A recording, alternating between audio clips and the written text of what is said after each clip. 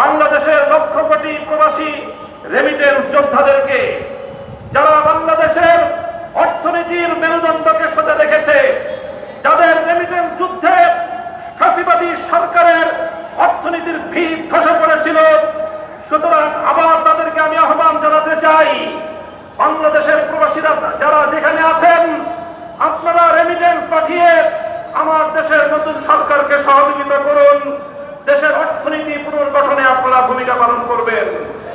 সেই সঙ্গে আমি অন্তর্বর্তীকালীন সরকারকে উদাত্ত আহ্বান জানাতে চাই, রেজিম সরকারের বিরুদ্ধে বাংলাদেশের ছাত্র জনতার পাশাপাশি গোটা বিশ্ব জুড়ে আমাদের প্রবাসী ভাইয়েরা তারা রাজপথে নেমে এসেছিল।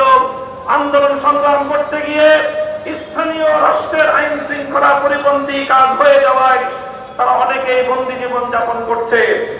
কূটনৈতিক যোগাযোগের মাধ্যমে অতি দ্রুত তাদের সকলের পাশে দাঁড়িয়ে আমার সেই সকল প্রবাসী ভাইদেরকে মুক্ত করার ব্যবস্থা গ্রহণ করবেন।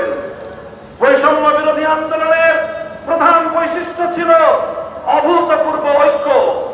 এখানে স্কুল, কলেজ, ভার্সিটি থেকে আমার মাদ্রাসার ছাত্ররা পর্যন্ত যেভাবে টেকনাফ থেকে তেতুলিয়ায় হাতে হাত রেখে এক অভূতপূর্ব ঐক্যের মেলবন্ধন তৈরি করেছিল, পরাজিত শক্তি ঢুকে পড়ে আজকে মাদ্রাসা এবং জেনারেল শিক্ষার্থীদের মধ্যে ফাটল সৃষ্টি করবার প্রচেষ্টা চালাচ্ছে। ইসলামের পক্ষ থেকে সকল ছাত্র জনতার প্রতি আমি উদাত্ত আহ্বান জানাতে চাই, কোন ষড়যন্ত্রের মধ্যে আমরা পা দেব না, কোন ষড়যন্ত্র কানে তুলব না।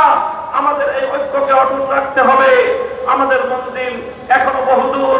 আমাদের এই অর্জিত বিজয়কে মঞ্জিলে মাকসাদে পৌঁছাতে হলে আমাদেরকে আরো বহু পথ চলতে হবে।